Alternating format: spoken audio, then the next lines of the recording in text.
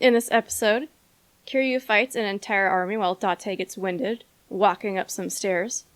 Jacket tossing makes a comeback, and Kamurocho experiences some interesting precipitation.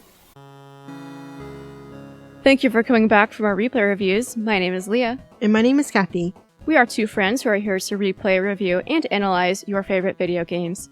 And since Kathy has never seen the games before, it helps me view them through her fresh eyes, almost like I'm discovering them again for the first time. We hope it'll be a similar experience for you.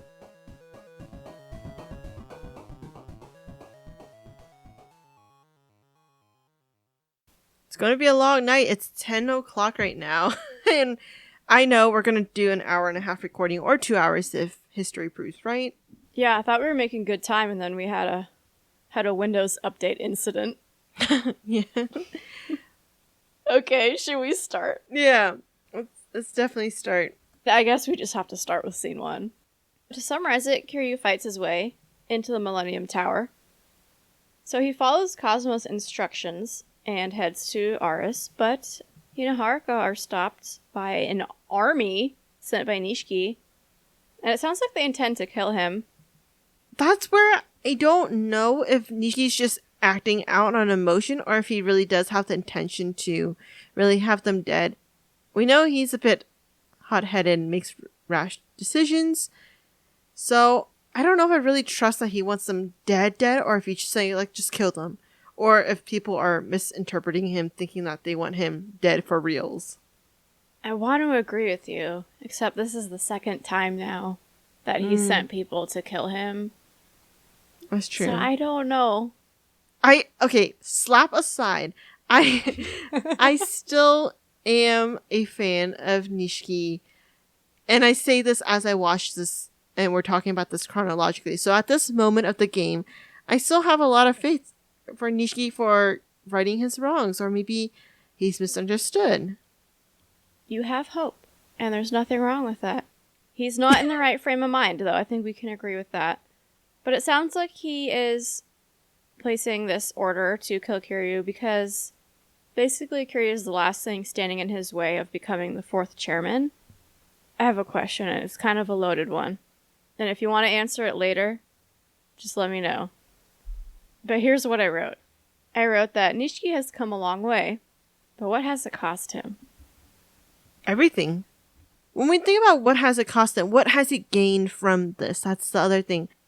Just maybe some respect and power, but what has he lost? He lost his respect from his friends. He's lost his sister. He's lost the only woman who's ever loved him. And that's not something you can buy with money or with fear. He's lost decades of work into every relationship up until the point when he killed Dojima. His sister's death that really put him over the edge. But it really started from the moment he killed Dojima that it all went downhill from him. And that brings back our age-old question. Was it Nishiki killing him, or was it Kiryu refusing to let him take the fall? I think we should hold on to that question and come back to this. Okay, so after the brawl, we change locations and we see Date in a dark room doing some research on a computer. He sees a newspaper article from January 20th, 1977 that says, "Anti-government student activist? ? Last protest leader arrested, Masaru Sera." He also uncovers a photo of Sera and Jingu together. So were they partners in crime, so to speak, way back in college? Is that how their relationship started? I think so. It almost seems like, in a way, Jingu probably helped bail Sera out because he has deep pockets. I'm curious, was this when he was already in politics or he wasn't? And was Sera already involved in Yakuza business or not? Because I would think that as a politician, you probably want to stray away from Yakuza because it's just bad reputation. But at the flip side, I'm also thinking that maybe Jingu either wants to help Sera or he pushes Sera into the Yakuza business because he needs someone to do his dirty business for him. Yeah, my interpretation is they were both part of this student activist group, and that's how they became friends or whatever. And then, yeah, from there, Jingu went into the politics side. Sarah went into the Yakuza organized crime side. And we'll have a comment later that sort of backs up what we've been talking about. But does that kind of explain a little bit more about why Sarah initially accepted the hit that Jingu ordered on Haruka and Yumi? Yeah, it's almost like Sarah owed him. But at the same time, I have a hard time believing that Sarah could be anyone's right-hand man and not his own man. I agree. That is a little odd. But Pseudo comes barging in, yelling, "Who's in here?" with a flashlight. I don't know why he didn't just turn on the lights. And then that ends scene 1. Anything else you want to talk about before we move on? Nope. All right. We are now on our way to the Millennium Tower. Unfortunately, Kiryu is greeted by a lot of MIA agents. After fighting through a ton of them, we then see Date and Pseudo again. They're running up some stairs. They both now know the truth about Jingu and the 10 billion, but they feel there's still a missing piece, which is, what is Jingu's plan for the money? My first question is, how do we feel about Pseudo now? I feel like he's proven his loyalty in solving business and not necessarily trying to one-up someone. Because otherwise, if he was trying to pull a fast one over Date's head, then he probably wouldn't have shared all this information with Date. And the question still remains for me, because I feel like Pseudo is being given orders to, like, find Haruka, push Date out. But do you think he was ever crooked, or was he just getting orders from crooked people? I have a hard time even thinking that they're crooked. I feel like it's just like one of those cases where the police try to step in and they're using like they're going about it the wrong way. So I feel like maybe the intention is good, the way to do it is bad, and Pseudo's just caught in one of those positions where he knows good and bad, but he has no choice if he wants promotion. I think the question we need answered is, who are those two guys that pop out of that side room? Yeah. Because without that information, we don't know if this is just standard police work or if someone's pulling some strings that shouldn't be pulled. At that end, when they're looking at the helicopter, Pseudo's just leaning against the wall, and he's still very, very close to Date. They're like standing a foot apart. And just the way he looks at Date. Tower over me again, Date. Except this time he's leaning away and just posing. So after Kiryu defeats the MIA, he and Haruka make it up to Aris, where we see a knife-wielding Yumi carrying a briefcase. The three meet up and have a sweet reunion, but it is quickly over when Jingu arrives. Freaking Jingu, here he comes, ruining everything. He just wants his 10 billion and to tie up some loose ends, which is double homicide. So during the reunion, though, after hugging Haruka very much so she should, that's her daughter, it's a very sweet moment. But then you also have Yumi hugging Kiryu like they're long-lost lovers, which makes me question who Haruka's father really is. I know the timeline, it wouldn't make sense and everything because he would have been in jail. But still, like the way she hugs him, we had to go back to see where Kiryu was putting his arm. I wasn't sure where that hand was. Yeah. Yeah. It almost even rivals the intimacy that we see between Pseudo and Date. It's like, are they, aren't they? Unrequited love. Yes. But we also see Yumi with a whole new appearance and everything. Yeah, we know Sarah and Kazama helped her.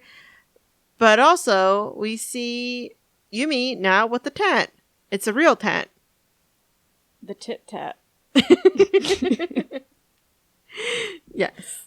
Also, I can't freaking believe they're making Haruka suffer as if this child hasn't suffered enough. Haruka knows about her dad's history of wanting to kill her, and yet she still has to face him again, who's about to kill her.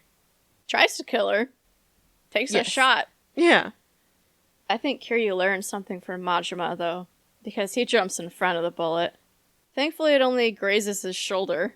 Ironically, Kiryu is more like a father figure to Haruka at this moment than her actual biological dad, who tried to kill her not once but twice. Called her baggage. Yeah, to her face. Everything this guy is saying is so bad. Yeah, it's really bad.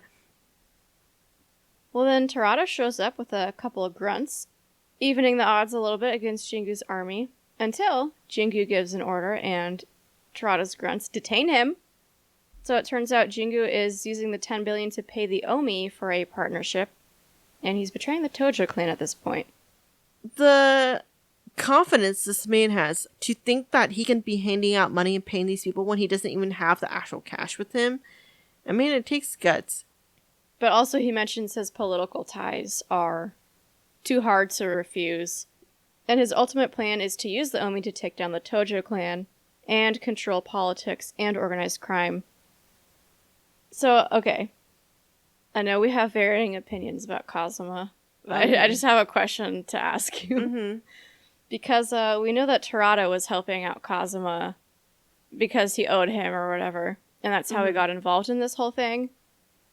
Look at him now, Kathy. He's been outed from the Omi Alliance. He's being held at gunpoint by his own men. I mean, is this what loyalty to Kazuma ultimately gets you?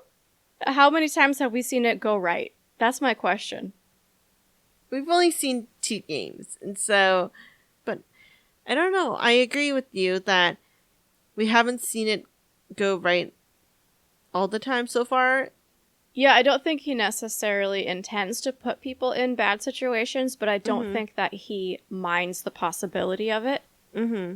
But I agree with you that he's overconfident. I think he needs a Tachibana. I don't think he can keep doing what he did in Y0 without a Tachibana. And let's be honest, there's no one else out there like Tachibana. Tachibana was literally the equal of Kazama in terms of ability and skill, competency, power, influence, and everything. Yep. And he just let him die. Let him take the fall. Only he had better kidneys. God. If only he didn't get kidnapped, tortured, and sledgehammered to the head. Kiryu then questions Jingu about Nishiki, and Jingu says he told him about the 10 billion and the will, I think, to manipulate him and cause rifts in the Tojo. I think that kind of pisses Kiryu off, because you think that helped lead Nishiki farther down this path? It definitely did. It was just, it might not have been the straw that broke the camel's back, but it definitely added to the weight. So, in talking about the 10 billion, talking about Nishiki, so it is confirmed that Nishiki killed Sarah, because I'm still in a bit of denial that thinking Sarah is actually dead. I think it's safe to assume, if you can believe Jingu, yes, and if Nishiki shot at Kazuma, I don't think he'd have any problem assassinating Sarah. That's true. It wasn't really even about Nishiki killing Sarah. It was more of Sarah knew it was coming, and I refused to believe he let it happen to him. Yeah. Maybe he just knew that it was the end of the line for him. The other one I was going to talk about was also Jingu had a sentence where he's saying that Kiryu is the reason for the brink of Tojo Clan's collapse. I'm questioning whether you think it really is Kiryu's the reason, or if he was just the final straw that broke the camel's back. Yeah, I get a little confused by that line, because what is he referencing? The biggest thing he's done is, in quotes, killed Dojima.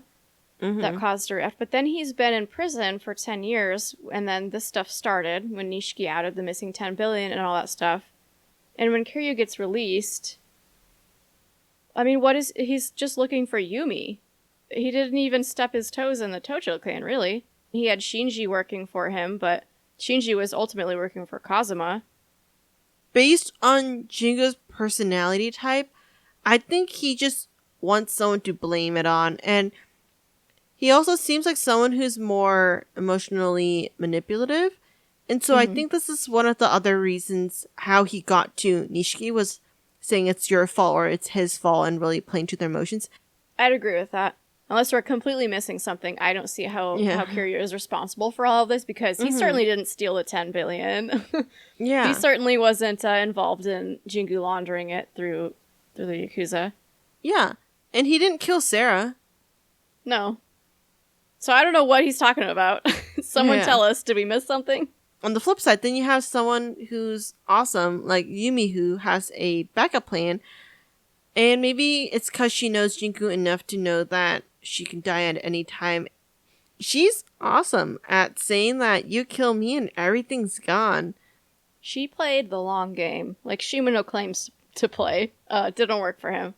But yeah, this is a move that you can't really get around because she knows him well enough to know what he wants and that he's not gonna leave without it.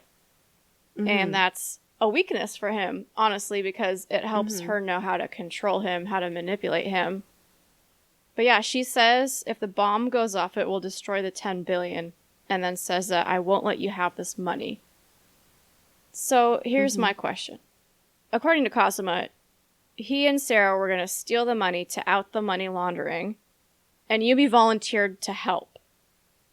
Is this just to get back at him? Like, I'm wondering, why is she involving herself? Because is that not what ultimately puts her and Haruka back on Jingu's radar? I think maybe she just knows that even though Sarah and Kazuma are smart enough to get the money, their lack of knowledge and experience and time around Jingu is going to affect their ability to really get to him. And Yumi's probably the only person who knows him enough to know how to truly not only just grate on his nerves, but also to go and play defense and offense at the same time. That's fair. I guess I would be pretty mad if someone tried to kill me, so. And my daughter. Right. Okay, but honestly though, this guy's laugh. I cannot handle this guy's laugh. That's weird. I mean, his mouth doesn't even move. It's a bit much. So Yumi's move allows her and Haruka to safely retreat inside, while Kiryu presents Sarah's will, and this is when we see a flashback to when it was created. Sarah left the name of the fourth chairman off of the will, and decided that it'll be up to Kazuma. Who do you think he chose? Big surprise. Definitely not surprised. But I do want to, again, huge Sarah fan here. What's really awesome about Sarah is that he knows that he's weak in certain areas and he's not afraid to admit it. I just, again, cannot compliment this man enough. I agree, and I think it goes back to the conversation we were just having of, we think he knew his time was up. And I think this is proof of him knowing, like, I might not get through this whole thing alive, so I'm entrusting this to you. After Kiryu reveals that he is the next chairman, the fight breaks out, but it's interrupted when Date and Sudo show up in a helicopter, announcing a warrant for Jingu's arrest. To which Jingu responds, "You have no proof," but then his agents start shooting the helicopter, and I feel like right there, if you didn't have a warrant before, you certainly have one now. I think them flying in is one of the useless scenes in this finale, because you go in without guns, without any backup. Did you really expect Jingu to be like, oh, you got me now, haha, let me put my guns down? Like, we know that wasn't going to happen, so why would you just go in without any guns or support or anything? I question it as well, and this won't be the first time that we see Date in a helicopter being useless. After they get shot at, like who would have guessed, they have to leave because if they crash, they're going to kill a bunch of people in the city, so they leave. Okay, great little cameo from those two. Right? Are we ready for the final scene? Mm-hmm. After defeating Jingu, Kiryu returns inside to Haruka and Yumi, and the bomb. But then enters Nishiki. Things get a little complicated. He still wants to be the chairman. Is it because, why does he want this so bad? Is it because he has nothing else to look forward to? I think deep down it's not about competition with Kiryu. I think it's the only way to stay connected with Kiryu. And also, I'm curious if he even knows if Kazuma's dead. I'm gonna say most likely he does, just because he's got a lot of men in his family. Mm-hmm. I think he's got a lot of reach. He knew where Kiryu was. Well, that was Reina, I guess. But I think he has his information channels. But that's a good point, because Nishiki says that because of his unthinkable betrayal of Kiryu and Kazuma, he can't trust anybody anymore. And therefore he never trusted Jingu. And he knew he'd probably betray him all along. What do you think is going on with me? Like, I don't even know what to ask you. Like, what are you thinking right now? I feel like deep down, and maybe I'm trying to see things that aren't there, I almost feel like Nishiki wants to be like this to feel something, because he's just so numb from everything going. He's lost everything, and even without this position, if he loses this position, then he literally has nothing, and he's already not feeling much. Mm-hmm. So I think staying angry and staying greedy is the only way he feels things. Even the start of all of this, I think it might have even been him trying to ask for help. I mean, I don't want to compare him to a child, because that's kind of condescending. But you know, when a kid wants help or attention, they sort of act out. Well, the thing is that he just has never learned how to ask for things. His level of support is different than Kiryu, because his support is all within the realm of the Yakuza, and let's be honest, they're not going to be the best type of people to show you how to express your emotions freely. He's kind of going the only route that he knows how to, which is being in the Yakuza. It's hard for Nishiki, not trying to defend him, but just trying to understand him, that maybe he does this is because he wants to be closer to Kiryu, like he wants to be Kiryu. He's not jealous of him. He wants to be him, and he wants to be loved. And maybe he's hoping that by being powerful enough, he'll earn a similar respect and love from the people around him. Yeah, I wouldn't even necessarily say it's jealousy in every aspect. Maybe when it comes to Yumi it is. But I think it's sort of like, why is Kiryu getting all this attention? I can do it too. And so he does it, arguably better within the Yakuza lifestyle. And he still doesn't really get the same respect that Kiryu gets. And that, my biggest question though is, and maybe they try to answer it from when Nishiki says that people always flock to Kiryu. Maybe that's all it is, but my question is, what has Kiryu done? I mean, did we not see it? Is it between Y0 and this game? Is there all the stuff that he's done to earn respect and trust? You're making me smile, and I don't know if you can tell if I'm smiling. Yeah. Because this was exactly the question that I had. They both started with the same deck of cards, yet why is it that Kiryu gets more admiration and everything when Nishiki stayed in the Yakuza? So that's exactly why I'm thinking the same thing as you, is what really has he done besides having Kazama's favoritism? Yeah. Kiryu can kill the patriarch and is forgiven. and that makes me kind of angry, is that I really do think that the only thing he did right was Kazama deciding to choose him. So moving on, Nishiki has a line that says, "I don't want to lose to you, Kiryu." And I believe that this is in regards to getting the 10 billion, becoming the chairman, and getting Yumi. And it's kind of like what we were saying. So many people have compared Nishiki to Kiryu, and not even compared him, but been like, oh, him? Like, this guy's here too, you know? So I just don't blame him for feeling this way at all. Is it right? No. But if you treat people better, maybe they don't turn out like this. This is when he mentions, like you said, that he's in love with Yumi, but she never gave him a second glance. And then that after the incident, the Dojima incident, it felt like a big piece of his life was taken away from him, which is fair. He lost two of the most important people in his life. And then he continues to say that after this happened, that he'd sacrifice everything to change the fates. When you talk about all the loss and everything, I can't help but draw parallels to what Makoto, what she has gone through. Except the thing is, Nishiki went through everything with eyes wide open. He's just suffering blow after blow, and he's trying to make something out of it, and even though it's the wrong decision. Yeah, he is suffering, and unlike Makoto, he doesn't have a Lee or a Majima. And I think this is why he says for the first time, I will control my fate. And this is not the first time that we've talked about trying to control fate. And I don't know. I mean, can you control fate? I think you can try. Well, that's exactly what Nishiki's doing. If anything, I actually thought that he took the reins and tried to make himself something. Like the moment after he kills the guy and just slicks back his hair with the guy's blood and everything. So cool. If anything, I know how that's how you feel. Yeah. We should bottle fake blood and we should sell it as Nishiki's hair gel. Oh my god, Leah. But no, I think that Nishiki is just... He's changing his fate in exactly what Yumi is telling him that he should be doing. He shouldn't run away and change your fate. But that's exactly what he's doing, so I don't know. I'm just going in a loop right now. Yeah. Well, let's over. read the line.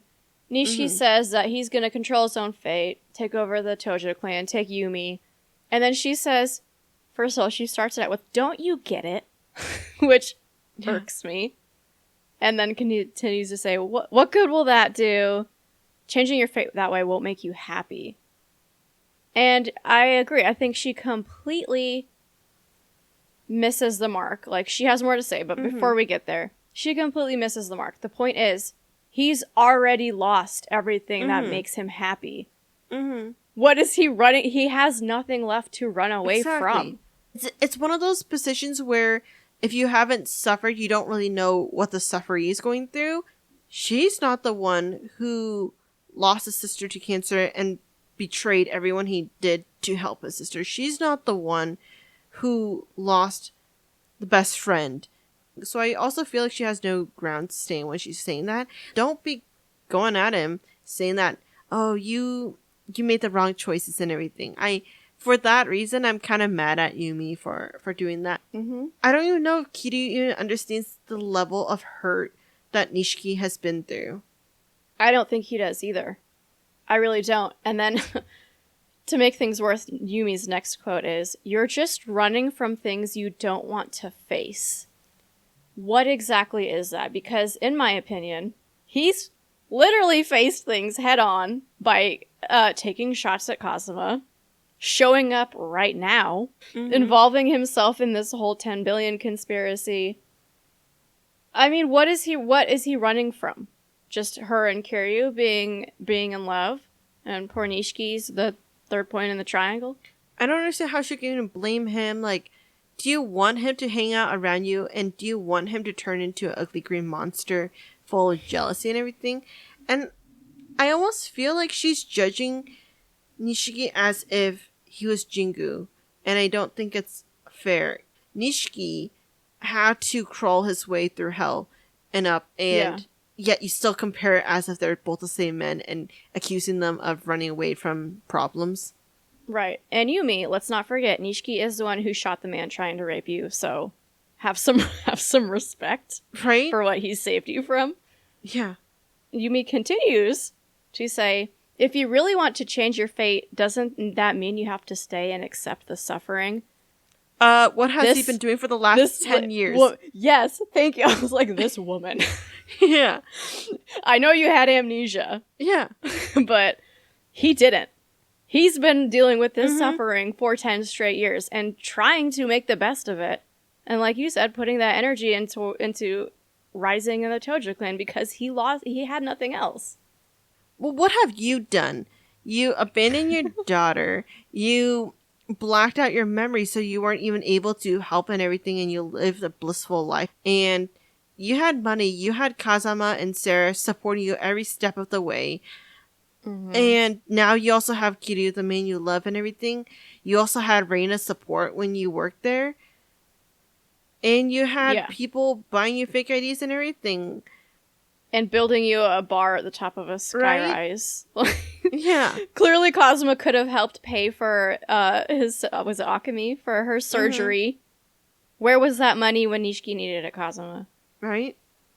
And then to finish it out, she tells him, don't run away. Face it, like Kazuma, Kiryu, and Haruka. What? Yeah. What does that mean? What's Haruka facing? Her mother abandoning her? Is that fair to say? I don't know. First of all, I want Arian to leave Haruka out of this because... Yes. she hasn't taken action. She's responded to actions. Besides running away to protect people, she really hasn't gotten herself into trouble. If anything, it's all these adults causing trouble for her. Yeah. So leave her alone first. But also, like, I think the other question is, what does Yumi want for Nishiki? Like, I hate saying this and I make her sound terrible, but I feel like she's just judging everyone off of Kiryu's standards, where it's impossible because Kiryu can do no wrong in her eyes. Yeah. No, that's fair. And I think, to break apart what you said a little bit, first point, yeah, what does she want from him? To come back and be friends with them? Like, you can't ask someone to do that. So then what does he have if he needs to remove himself from that situation to not be constantly tortured and in pain? He's got nothing else on the other side. So, like, what are you asking him to do? But anyway, I don't think we blame Nishiki when he stands up and yells, "Shut up." Yeah. And then follows it with, "Why can't you acknowledge what I've achieved?" She pushed his buttons. She was the final straw to get Nishiki to admit, to sort of, in a way, like, ask for help. But it's too late at this point. I think this is him backing up everything we've said, which is, why is he always the bad guy? Why is he always second? Why is everything that he has done not important? I feel exactly how you feel, and I think you said it really well. He just, seeing him and knowing everything he's gone through in Y0, how one moment you can be at the top of the world and the next it's just everything's flipped around. It hurts me because for those that played Kiwami before Y0 was released, they'll never understand the amount of pain and the downfall and everything he loses and everything. Like, we've seen Nishiki be so boyishly cheerful at the beginning of Y0, and you end it through here where it's just, there's just so much pain and hurt in him. And I'm so glad we watched Y0 first to establish the backstory to it, even though it hurts me worse. Well, that's why it's good, though. That's how you know that they did a good job. I'm sorry, I started laughing because I was making sure there was no other important quotes right here. Mm-hmm. And after Nishiki, so she, like, scolds him, lectures him, and then he says, "Shut up, why can't you acknowledge what I've achieved?" And just those two lines causes her to break down into tears and collapse to the floor. After what she just fed to him. They can't agree. No one can agree. And so Nishiki and Kiryu decide it's time to settle things once and for all. This is not really a parallel, but sort of an opposite to the Y0 fight when they fought together. Mm-hmm. So in the first game, in Y0, when Nishiki decides, screw the consequences, I'm all in, I'm on Kiryu's side, they fight together. Their tattoos are just the lines at this point.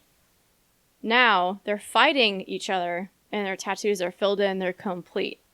What do you think the filled in means? Like, the symbolism behind filling in a tattoo? I'm going to answer that opposite. Okay.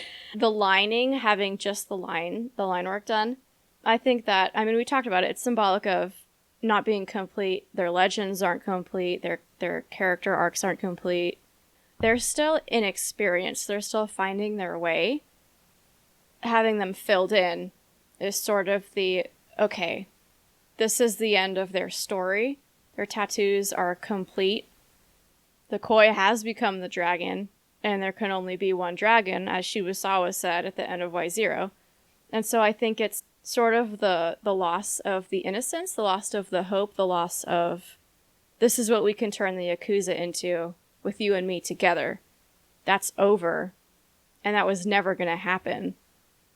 I'm thinking really similar, but at the same time kind of opposite. Because I think it's complete, but the colors are representing of the experience that they had going through everything. The way it's filled in and everything just shows a different kind of life experience that they had, that maybe in all of the filled in, like some of the red and the orange represents the pain and the bloodshed that Nishiki had to go through, versus maybe some of Kiryu, his colors are like a happy and a lucky kind of thing. I think you're pretty much spot on. And this is maybe another reason why Nishiki has the koi and Kiryu has the dragon. If we go back to the symbolism of their tattoos, Nishiki had to swim up the river and endure these challenges to become the dragon. Kiryu was born as the dragon. Probably arguably because of Kazuma. And I think that's the heart of the issue between them is one of them, from the start, was the dragon, and one of them had to earn it, but the one who earned it still didn't get recognized for having earned it. I love that. That's really good, Leah. You said that so well. You got me there. Yeah, you really said that very, very well, and the symbolism is undeniably true. Kiryu might not even realize that he was always born 6 steps in front of Nishiki. And when you see them, you can't say that they started on the same. It's the equity piece of everything. And even in the end, he wasn't recognized for the transition of him becoming powerful and everything, which kind of goes back to Nishiki's point about, can't you recognize what I've done and all what I've earned? And why wouldn't you have that question when you've suffered so much to get to where you are? Mm-hmm. Even if some of it was questionable. I mean, you still have a choice, but no one tried to stop him. And when Nishiki needed him, he wasn't there. Yeah, well, let's talk about why Kiryu wasn't there. Was it just to find Yumi? And it's because Kazuma told him, find Yumi, figure out the 10 billion. He set him on this path, which, by the way, he knew where they were the whole time. Freaking Kazuma. Why did he have to do this? I just realized that when he gets shot, does he not say, find Yumi and the 10 billion? Why didn't he just tell the truth and everything? Or why doesn't he tell Shinji and Shinji tell him? This is why I hate Kazuma. Because he, instead of telling Kiryu right then, oh, yeah, go to Aris, you can get there by doing this. Yumi's there, that's where the 10 billion is. Oh, and by the way, Jingu is Haruka's father, this girl, and he was laundering the money, which is why I stole it with Sarah and Yumi. Instead, he says, go find it, like he doesn't know where it is, and puts Kiryu through all of this. Leah, you broke me. I think, going back to last week's episode, Kazama is a mother. He's a mother. It's no longer a hint of it's a heaping load. That realization, yeah. It's not Kazuma's fault, but Kazuma got the ball rolling, that he could have evened out the playing fields, but he didn't do that for Nishiki. And he just played mind games. And I think it took me a moment for me to get there, but I'm here. I'm with you. With he's a mother. I'm starting to simmer and getting angry at the way he's treating, because I just feel Nishiki's hurt to a different level. Oh, what? I just had a crazy theory, because the reason we got here is because I was thinking, why wasn't Kiryu so focused on Nishiki? He was focused on finding the 10 billion and on finding Yumi, which Cosmo told him to do, even though he knew what was going on the whole time and could have told Kiryu the truth. So did he send Kiryu on this goose chase so that he could not focus on Nishiki, because he knows Kiryu's loyal to me, he'll listen to me, and this distracts him from helping Nishiki? And what does Kazuma have to gain from allowing Nishiki to continue on this destructive path? He gets revenge on Nishiki for betraying the Kazuma family and weakening it. Oh. There is motive for him to not want Kiryu to help Nishiki. Oh. I think you're right. Let me noodle on that. I think I've said it before. Nishiki and Kiryu are two sides of the same coin. And this coin is in Kazuma's hand. Even if he's not intentionally doing it, I think he's realizing, like, oh, Kiryu's the one who is more trusting, more moldable. Nishiki's a little more up in the air. He almost has them controlling each other, but he's controlling both of them and using them to control each other. Because here's the thing. They both are dragons. They both are powerful. And if anything, Nishiki probably would have been the more powerful one, which he does kind of prove that. And he had what it takes to become the top guy. And maybe Kazuma was just acting out of fear, that he knew Nishi's going to be one day powerful enough, and Kazuma knew that he couldn't get behind that. So he decides to make it hard for Nishiki and make it good for Kiryu, who he can control. He wants his legacy to continue, and Kiryu is the best way to do that. Okay, and we need to move on. We spent like 30 minutes on this. I know. I will say that during the fight between Nishiki and Kiryu, we get a lot of bromance flashback scenes and all the promises that they made to each other and to themselves. And in a way, I feel like they've broken every single one of them. The cinematography, the feelings behind this, it's just so well put together, so well directed. I feel like this is stuff that even some movies can't even achieve this level of emotion, and it's just That's so why well video done. games just hit me different, because you play as these characters, you just get more attached. You just do. It's not the same as watching them. You're controlling them. And so yeah, it hits different, and I agree. It fuels to their fight because I think they both realize, like what you were saying, is it's all been lost. After beating Nishiki, Yumi and Kiryu have another reunion while Nishiki's just on the floor. Yumi tells Kiryu that she couldn't forget him. Even when she had amnesia, she had flashes of him, and opens the pendant to reveal a picture of Kiryu. Is this not just a little bit creepy? What pisses me off is that this pendant with Kiryu's face in it is what puts Haruka at so much risk. Like, You're right. Woman, like, you're putting your daughter through all this and she can't even defend herself. Like, look at her. She's just like a little deer and everything. Like, she isn't going to be able to fight people off, and you put her in so much danger because of a stupid pendant holding a photo of some random dude to her. Oh, sorry, there was one more thing to just be sad about for Nishiki. When she says that she could never forget Kiryu. I guess she forgot Nishiki, though. The man who literally killed for her. Right. It's just... I was so angry watching this scene. I know. She started out so cool. Yumi then uses the pendant to open the vault containing the missing 10 billion, but she wants to destroy it and plants the bomb. At which point, Kiryu gets shot in the leg by a recovered Jingu, and then he takes another shot, and we think Haruka is going to get hit because she jumps in front of Kiryu. But then it turns out Yumi jumped in front of Haruka, and she takes the bullet to the stomach. And my question is just, how many times can someone take a bullet for someone else in one game? Too much. That's what it is. We literally just saw a Russian doll of trying to take a bullet for somebody. What is going on here?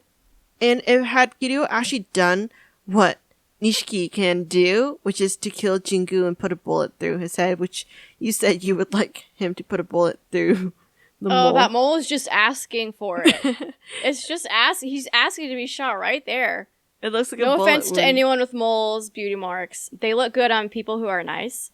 But if you're everything about you just starts to look worse. That's just how it works. Yeah. Unfortunately for Jingu, Nishiki has regained consciousness and stabs him quite angrily and forcefully, pushing them both into the vault. At which point, Jingu's gun goes off during the struggle, and Nishiki has been hit. I'm mad that Nishiki didn't push the gun away. Like, you know he has a gun. But at the same time, I think deep down, Nishiki wanted to die. I think he knew he wasn't going to make it out alive. So I was going to talk a little bit about this after, but I think that Okay. this is a good time to talk about it. So we've been talking about people taking bullets for each other, and we've never seen anyone take a bullet for Nishiki, but what does he do right here? He saves Kiryu. He saves Haruka. He kills Jingu. Is it out of not wanting to lose to Jingu? Sure, you could make that argument, but I think based off of what he'll say next, the answer is no. I think he does it in at least some part of him out of protecting Kiryu. Because he points his gun at the bomb and says, "Responsibility is mine, so let me do this." And I know you have something to say about this line, because this is the overarching theme in Yakuza 0 that we beat to death. God. And it's back. Why does Nishi feel like he needs to redeem himself? Is this as a result of everything that happened? Like, is this the fate of what was supposed to happen to Nishiki full circle? And then the thoughts that I had going through my mind is that why does Nishiki need to feel responsible, and who has made him feel like he needs to take responsibility? I feel like it's just so unfair. At the same time, I feel like if Nishiki didn't end it this way, what does he have left if he stayed behind? So I don't know if I answered your question, but I don't know, but yeah. let me just go into how I see Okay. this moment. Number one, for the responsibility theme. We know this is big for these characters being in the Yakuza. Responsibility is key. They harped on that theme hard in Y0. And it's interesting that just now it's returning. I find that very interesting because I don't know if we hear the word responsibility at all until this moment. He says responsibility is mine, and that leads me to believe that he has guilt. He sees Yumi dead and sees that he played a part in events that caused this to happen. I think that maybe even the fight with Kiryu sort of knocked something loose, so to speak. I think Old Nishiki's back. I think he feels guilt for the betrayals, and I think he is essentially erasing what he's done. Do you think Nishiki's responsibility is to protect Kiryu and to be that shell that takes all the impact constantly and leaves Kiryu good and shiny? Yes and no. I think the responsibility is undo what I've done. Responsibility is the Yakuza word, but I think a better word is redemption. I think that this is Nishiki's redemption. I think that he is Old Nishiki again. This is him paying back for what he's done. This is what, in his mind, all he can do to repay Kiryu for what he did. Well, Kiryu begs him, don't do it, but it's too late. Nishiki has his mind set, and we cut to outside where we see a massive explosion, and the 10 billion rains down onto the streets. Kind of poetic. It's going to the citizens that it was probably stolen from, extorted from, laundered from. Again, kind of goes back to when Yumi originally wanted to set it all off and everything. Why couldn't she have just donated it? There's so many good things you could do. You can use it to feed the homeless and everything. I don't know if the homeless population was massive back then. You don't even know what you're saying, but there's a funny tie to what you just said. What was she thinking of setting a bomb in there without any kind of like a bomb-proof firewall or whatever? And why would Nishiki think that everyone's gonna survive? Like, he's just a few feet away from Kiryu. If you're gonna die and there's an explosion, I'm pretty sure you're gonna kill off your brother who you're trying to redeem. Unless Yumi was bluffing when she said, if you shoot me, the 10 billion goes up, and the bomb is really just a lot smaller than that, and the blast wouldn't have reached that far. Or if in the scene that we don't see where he actually fires a shot, but we have the outside view, maybe he closed the vault door? I don't know, but the question remains, how? Yeah. How did they not get hurt? And how does Kiryu not suffer from third-degree burns when he literally has no shirt on?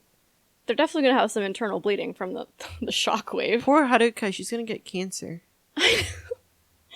But that's not the only reason to say poor Haruka, because on Yumi's deathbed, she pretty much ignores Haruka. I mean, she says, you're my real treasure. 99% of the time was to Kiryu and talking to him. Pretty one-sided, in my opinion. Yeah. I think that's time for a so long for Yumi. Here's where I'm struggling with it. With Yumi, like, I thought she was cool and she had her moments. She could have reached out to Kiryu instead of making him run around the entire city and everything. I don't think she's a mother respecter, but I don't think she is also a mother. I think you're right. I think she's, if we have to put her in one of the categories, I'd say like a tone-deaf mother respecter. Yeah. She doesn't have a whole lot of... She doesn't know how to read the room. I don't really know if we have enough information on her to make a sound judgment. I think she makes a lot of mistakes, and she does some good things. Yeah. I think if anything, it's just very, very low tier mother respecter. Well, we have to do a so long for Nishiki, Kathy. It pains me to say it. It hurts me. I feel like I'm too biased to give a good one. Like, the love I had for him in Y0, and I know the pain is what really drives his action. Not saying that his actions are correct, but I just feel so much for him, and I just want to give him a massive hug. And I think in the end, he redeemed himself, and he's just misunderstood. After you net everything together, I think he's a mother respecter. For me, I think if he hadn't done, and I guess it's up to interpretation, but I think we both are pretty square in that this was him accepting responsibility. I mean, he outright said that and sort of trying to redeem himself. If he hadn't done that, you would have to put him in the mother category begrudgingly. But comparing him, I think it was in Oda's So Long segment. we can kind of compare them because both of them sort of betrayed their sworn brother. Mm-hmm. But I think one of the arguments I made for Oda being a motherfucker, which wasn't much of an argument, but is he did nothing to redeem himself, whereas Nishiki does. And so for that reason, I think, though they're similar situations, Nishiki does enough to end up in the mother respecter category. I agree. I think you're right. When you net everything, he does earn it. I do want to backpedal real quick. So for Yumi, I think one thing that might take her a step above the neutral category is that she died because she took the bullet for her daughter, even though her daughter stepped in front of Kiryu. So it's like, yes, she kind of did take the bullet for Kiryu, but it's really more so Haruka. But I mean, I feel like that takes it a step above neutral. Yeah, and Nishiki's probably several steps above that. I agree. Because she was kind of forced to take that bullet in a way. Whereas Nishiki got up and said, the responsibility's mine. Like, that's kind of an apology, in my opinion. It wasn't even an instinct. It was a conscious decision to step up and to take action to right his wrongs. He almost reminds me a bit of, what's the pervert's name? The guy who asks for consent, but is a pervert? Nishitani, yeah. And in terms of redeeming for the brother, like, despite all the crazy stuff he causes Majima, he does in the end try to protect Majima. Nishiki's in the same way, like, despite all the troubles that his ripple effect has on everyone, he does try to right some wrongs. And I think that the act of being able to do that, especially after 10 years of not doing that, I think he took enough steps to account for the things that he did that were not good and would have landed him in the motherfucker category. Talk about mothers. Did we already say about Jingu? No. Are we ready? Mother. Multiple mother, because he tried to kill his baby mama and daughter multiple times. Can't even say anything positive about this man. He's making me think that we need to have, in our season wrap-up episode, an ultimate mother. Who is the biggest motherfucker? Because I think until now it's kind of been Oda. All right, well, so long. Mother neutral respecter, mother respecter, and mother. The trifecta, we got them all. One of each. After all of this happened, Date and Pseudo and the PD arrive, and Date is able to pull Kiryu out of his despair to see that Haruka needs him. And so he and Pseudo are able to prevent Kiryu from being arrested. And then sometime later, Kiryu's being chased out of Tojo HQ. Turns out that he was inducted as chairman and then immediately retired. And we see who Kiryu has selected as the 5th chairman. So the guy Kiryu chooses to be the 5th chairman is Terada. Do you think that Terada was the right pick? I'm going to say yes. Number one reason being, I don't know who else he would pick. Kashiwagi. Yeah, honestly, it should have been Kashiwagi, maybe. I think Terada is a good choice just because he's got a good hatred probably for the Omi by now and for the MIA. So you can trust him to not make deals with them. But I do agree. I think Kashiwagi is like Nishiki if Nishiki never went bad. I feel like Kashiwagi doesn't get a lot of the credit and the respect he deserves. He's saved their skin 2 games in a row now. What motivates Kiryu to leave the Yakuza? I think Haruka. Well, he could bring Haruka in the fold. Yeah, but I think he just realizes it's not a good idea. That's really my only thought, or just that all the memories are too painful. My thought would be that he has nothing to give to them. I don't think his drive is to rule. I think his drive in life is to just be in the background and supporting character, even though he gets looped into all these different issues and everything. Oh, I was going to say, like, you raised a good question, because at the end of Yakuza 0, Kiryu's like, I'm going to make my own way. I'm going to be my kind of Yakuza. And now he's just running away from the Yakuza. Ironic, because Yumi would not approve. I know. I was kind of surprised that we don't get a Majima kind of shout out or like peekaboo I know. from him. I thought this would have been a great place to loop it back in Majima standing behind the fences or behind the mob of people leaning against the fence. We want more Majima. We want more.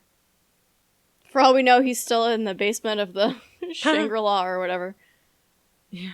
Alright, so after the credits, Date tells Kiryu that he's gonna live with his daughter. Kiryu and Haruka are gonna start their little life, but not with the dog. Haruka doesn't want the dog. What if the dog doesn't have a mom like her? I know. Poor dog. I will say that the feelings I have to this, I really struggled. I was really emotionally stunned. I felt like too much, too short time. Not necessarily in a good way, but at least like better than Heavy Rain ending, like not frustrated. The death of one of my favorite characters, Nishiki, really made me feel like that. I don't know. What was your feelings and reactions at the end of Yakuza Kiwami? I really like it, but I like sad things. I think it takes, for writers to write this kind of thing, it takes an understanding of, of this kind of situation of betrayal, of regret. That's why I like these kind of endings, because it's real, I guess. It's more realistic in most cases, and I appreciate that. But I like this ending because, obviously, I don't like that Nishiki dies. I absolutely do love his character. I think he's a great good guy, and he's a great bad guy. He does both very well. But I like it because it gives you enough questions of, who is Nishiki? To kind of, form your own opinion. I do like the ending, but how I felt when it ended was sad, but a little bit happy or relieved to believe that Nishiki did come back around and redeem himself and be the old Nishiki and not the villain Nishiki. I felt the relief that Nishiki felt when he was finally able to redeem, and we get the glimpse of why Zero Nishiki, and I felt like that it's not a feel-good moment, it's a feel-good conclusion for his character arc of how it landed in the full circle moment. I'm trying to figure out why I feel a bit empty. Like there's something missing, and I don't know what exactly it is. Well, I think maybe empty is a good word, and maybe you're supposed to feel empty, because I think that's kind of how Kiryu's feeling, and I think that's evident when Date has to remind him, you still have Haruka. Because he lost Yumi, and he lost Nishiki, and he lost Kazuma. He's lost these 3 core people. He probably feels pretty empty. So maybe it's by design that you feel that way. Is that it? We've been recording for over 2 hours. I need to go to the bathroom. I know, right? Didn't I call it to you at the beginning? I was like, it's going to take us to midnight. Oh, okay. Yeah. Audacity on 1, 3, 2, 1. Thank you for listening, and don't forget to send in any questions, comments, or game suggestions. You can find all our contact info on our website, replayreviewspod.com, or contact us directly through our site. Did we completely miss something? Are we way off the mark? Or you just want us to take a deeper look at anything from the game? We'll tackle any topics you all want to hear in our season wrap-up episode. We also have a Reddit where we discuss anything we're curious about. Go take a look and let us know what you're thinking. Our theme music is Condemned by Eggy Toast. They'll play you out, and we'll be back next week with the summary episode.